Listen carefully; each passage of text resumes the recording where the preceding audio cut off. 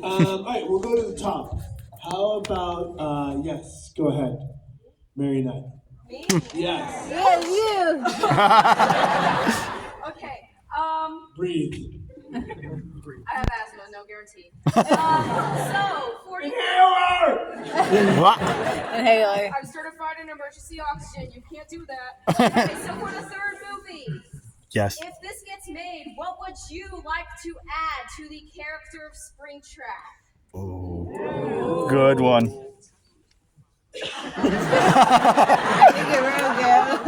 CPR certified. That's a tough one. Help? I would like to be in the movie longer than 8 minutes. Please, yes. I would like to explore that. Did you run a stopwatch on this one? 8 minutes is being generous. Look, I think the first two movies follow the first two games. Mm-hmm. And in the third game, there's a lot of violence. Yep. And so I'm looking forward to that. Oh, yes. But I want to flesh it out. I want to see where it goes. I'm hopeful, but it feels like we're gonna have a good weekend, right? And the best thing you can do for us in any film is get out there and talk about it. Yes. Absolutely. Listen, there's been a lot of negative reviews, a lot of positive reviews. People have their own opinions, all good. Agreed. If you like the film, tell people. It helps. Definitely. Yep. Thank you. We'll go here in the middle. Yes, you in the straight shirt. Yeah. One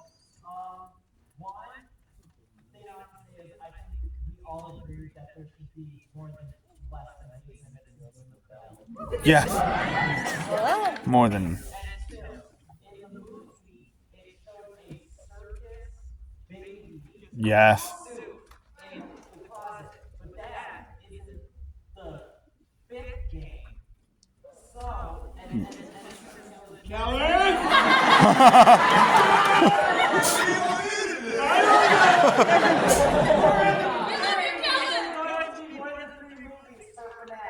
I have no idea. I mean, I will say this, that their intention has always been to make 3. And right now, all we hope is that they make 3. Right? If a movie, Hollywood's weird. Like, if you keep making money when you make a movie, they'll keep making movies. So right now, what we're concerned about is, not concerned, but our hope is that we get to do it again. Please. It Yes. has to do well in the box office for them to come back and make another one. It's on a good trajectory for the weekend. That's the Come back tomorrow and come back Sunday. Yes, you've been holding your hand up on the end. First, I need to say, Matthew, I tried to get your autograph today, and the Friday in Motor City, and every time I think you're allergic to Fridays. You can't hear in the back. She says I'm way hotter in real life. Thank you, man. Thank you so much. I can't sign that because if I sign that, then I have to sign it for everyone. And then I do have a question. Yeah. We know what your guys' favorite lines are from Scream. Favorite lines. You have no idea what my favorite line is from Scream. You have no idea what my favorite line is from Scream. My favorite line from Scream is, "We all go a little mad sometimes." That is a good Why one. did you hit me with the phone, Dick? Sorry, I interrupted. What's your, so the question? Yeah, really. From Five Nights? Yes. I have. Mine is she was murdered by him. That is judgmental. My favorite line is, I always come back. I always come back. Yes! Yes! Yes! It's a fun little fact that it was not in the original script. What? Because it doesn't really make a lot of sense because he's never come back, right? And all of a sudden he's like, I always come back. But I was like, when I started to sign autographs at conventions, every single person's like, can you put I always come back? And the I'm first guilty. person said, like, Yeah. Does Guilty. he say that? Like, yes, he says that all the time. So then in that sequence, like in the movie, as written, there's like only 6 lines. I like stab my daughter, say nothing. I'm like dying and I say nothing. But I was like, hey, I have a hat on. I could just talk the whole time and then take what you want. And they ended up using a bunch of it. But one of the great things is like, let me do one take where I say, I always come back as I'm getting Yes. Okay, we'll do 2 more questions. I've got to go to Freddie in the middle, he still has his hat on. He's hallucinating because he's so hot. Not wrong, probably. That's not going to work, homie. And he's got the burn. So for all three of you, how deep into the lore have you gone into the game? How deep into the lore? Did you know that? Kelvin's been there for a Did while. you know that there are sea monkey bonnies? What? Sea monkey bonnies? That deep without not being It's a good question. When I got the job, I had my first call with Scott. And I'll never forget, I was walking up a volleyball game with my son. I'm like, listen, I'm so excited to be here. I'm so excited to be a part of this franchise and sort of support your vision and work towards whatever you need me to do. And I said, there's a million games, there's a ton of books, there's fan fiction, which seems bad. He had to go into that, didn't Where he? do you want me to go, and how you tell me what you want me to do, and I will dig in. He's like, I will send you 5 playthroughs from that pack. So I want you to watch those, and then I want you to play the first game, and that's it. And so that's what I did. And it was super helpful. And I think that if I dug into what people's expectations were, then I would have been influenced in a weird way. I mean, I think Afton, has Purple Guy was English for a while. Like there's all these iterations, and my best thing I could do is do my best to be my version of him, and hopefully it translates, and hopefully it has. Yep. Yeah. And interestingly enough, in Dead by Daylight, Yes. I passed on the opportunity because I was like, I don't need to do a video game. It's not really my jam. Voice actors are incredibly talented, and I do one voice. I do Shaggy. That's all I do. And I realized that me taking a job because I'm a celebrity or because people think I'm good at voice acting, both are, I'm not a celebrity. I don't want to take anyone's job, and so I was like, I'll just let somebody else do that job. And Scott called me up. He's like, hey, would you mind reconsidering? And I was like, if you want me to do it, I'll 100% do it. Scott's such a good guy. Because he was like, I think the fans will really get a kick out of it. Yeah. But then they wanted me to do Springtrap at the same time, and I was like, I can't do Springtrap because I haven't done the movie. If I haven't done the movie, I'm not doing the video game first. So you guys playing Springtrap now is fantastic. So, anyways, that was a long answer. I think we're at like 2 more questions. All right, 2 more questions. Oh, man. You want to ask a question? Yeah, go for it.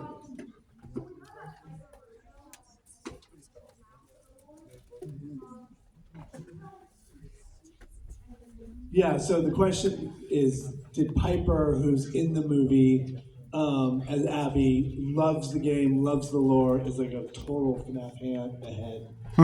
And the question is, did she tell you any of the lore? She asked you if she told me. No, she didn't. I didn't see her when we were filming, so I didn't meet her until more recently. But I had heard she's very adept at the lore, and I've heard her. I first met her in San Diego at the Comic-Con there when they announced us all, and and she was going on and on to people about the lore. So, yeah, I wish she had. Maybe next time. I'm going deep back corner, far right. Yeah, you. First, I would like to say hi. Very nice to meet you. Nice to meet you. So, originally, there goes my price. There goes his price. So originally, I was going to ask, if there was going to be a third movie, how much violence would be expected? Oh. I know you already answered that. So my next question, I suppose, would be, what was your favorite scenes, either being or watch being made in real time?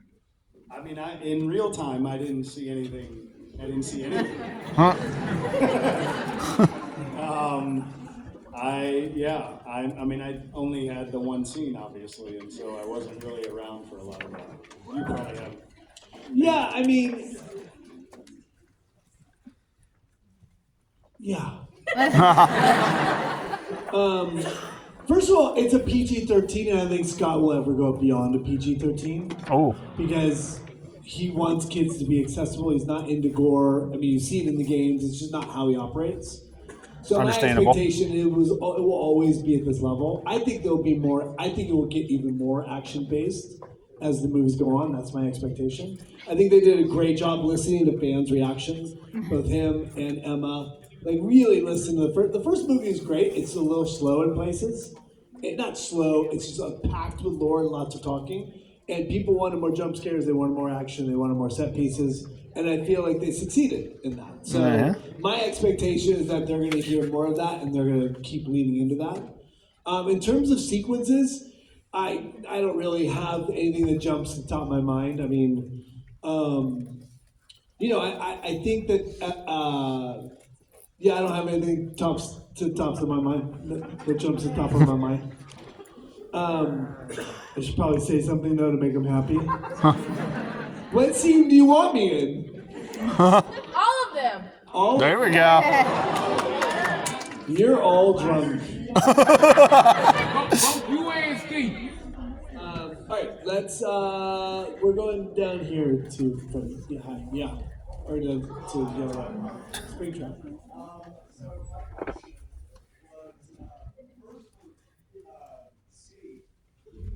I'm out. Goodbye.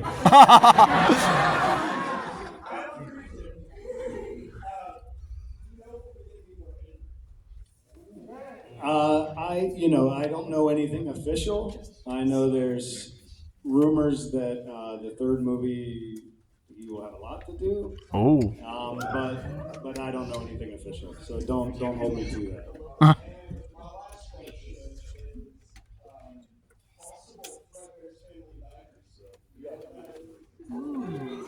Ooh. Now what? Freddy Fazbear's Diner. The Fredbear Diner. Next question. My man right here in the middle. Yeah. What time is it? 11:31. Take off that hat. The helmet. Take off. No, not you. Taking off the. When you're in that thing, dressed as Yellow Rabbit, all you want to do is get out of that thing. It's very hot. Yeah. Who has a good last question? Because we do have to. And then what is the action? What are we doing after the last question? Like, what's the protocol? What category of people is that? Golden and Night Shift will go where? Okay, Golden Night Shift will go lines outside the theater. We'll just put people kind of in sections as we go, and we'll separate people out based on the ticket to get everybody what they need at the end. Okay, great.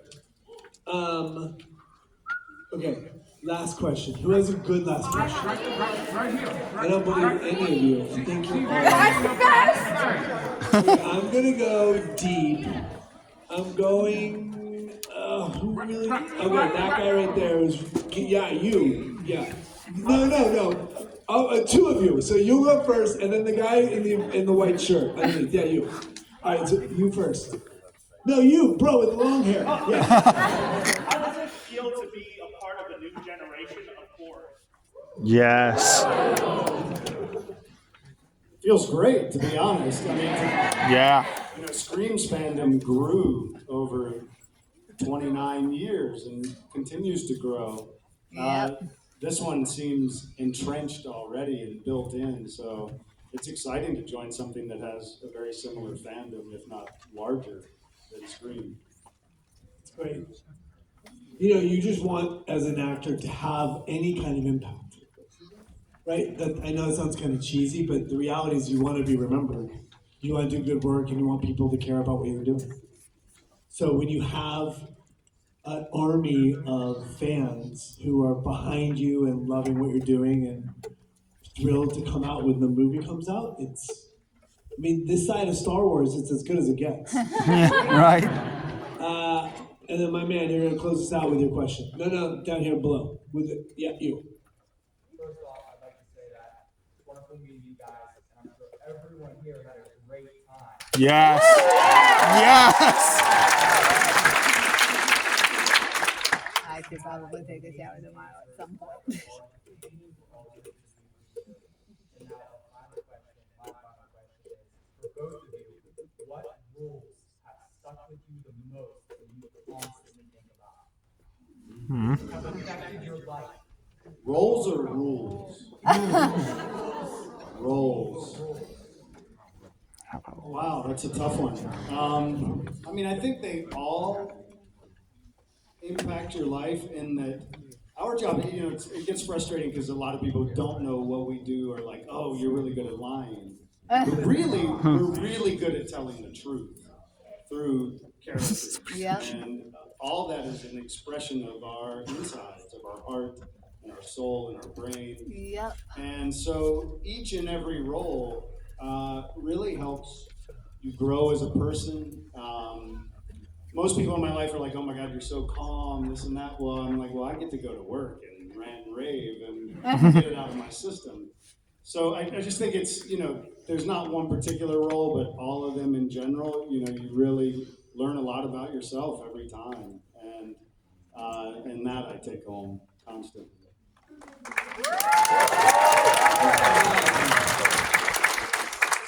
First of all, thank you for how you framed that in the beginning, saying thank you for us being here and speaking on behalf. I hope everyone had a great time. Oh, we did. Yes. Were you guys loud? Were you loud during it? Wow. But we're really grateful, and we're grateful everyone showed up, and we really appreciate you being here and spending hard-earned money to celebrate this and just meet us, and we're really grateful. It was worth it. And you may not hear that as you go through the convention this weekend, but you're helping people feed their families. This is a way that we get to sort of insulate ourselves from living in fear and living from job to job. One acting job a year or 2 acting jobs a year is good. And what's happening in our business is the same thing that's happening in every other business out there, is that they are trying to make more and more money by cutting out and making more margin. And what they do is they cut everyone's salary. So we are working for pennies on the dollars from what we used to work with. So these little moments are hugely important to people. So thank you. It's a great question, because it really frames, you have to look at your career in a very specific way, and I like the question a lot, so thank you for asking. For me, it's Scooby-Doo for multiple reasons. Yes! Is something that I went through a huge swath of my life where I wasn't working at all. And if I didn't have what I made on Scooby-Doo 2, I would never be acting still. I would have had to quit. I would have gone teach. At some point, my father-in-law said to me, you could go sell pharmaceuticals. I'm like, I've been in 30 movies. I don't want to quit and sell pharmaceuticals. I'm glad you didn't sure quit. It would be great. It would be awkward, but it would be great. But I can't be that example for when it gets hard for my kids who are artists. I have to persevere. And what does that look like? We changed our lives. We changed how we lived our lives. We basically got rid of this idea that I was famous or fancy. And I just went back to being really blue collar. And we basically sold all the stuff and bought a house that we can afford no matter what. And it changed everything. My wife went back to work, and we talked about how we were living beyond our means because I thought I was something special, and I wasn't. I'm just a blue collar actor. Not And true. so, that is true. It is true. Listen, when Quentin Tarantino this week said he didn't like me as an actor. Whatever. Listen. The point is that it hurts your feelings. It does. It fucking sucks. And he wouldn't say that to Tom Cruise. He wouldn't say that to somebody who's a top line actor in Hollywood. I'm very popular in this room. I'm not very popular in Hollywood. Two totally different microcosms, right? And so, it's humbling and it hurts. So, We love you. thank you. Yes. The point is that that movie, for a long time, I hated playing that role because I felt like I got away from doing serious work. Like I was in SLC Punk, which was great. And I was doing independent films, and then I did Scooby-Doo, and I kind of sold out, and it really took me a long time to come back from that. But now, as I grow older, and I'm sort of rounding third, headed for home in a career, like I don't know how many parts I'll ever get again. I appreciate that part so much more now than I ever did when I was young. So thank you for that. That's a great question. It was really lovely to sort of look at my life, our lives, and sort of have perspective. So great question. You guys, thank you so much for being here. We really appreciate it. Thank you. Thank you very much. Thank you all. Everyone stand your seats for just one moment so we can keep everybody in an orderly fashion out of here. We are going to one more round of applause. Let's say, around of applause.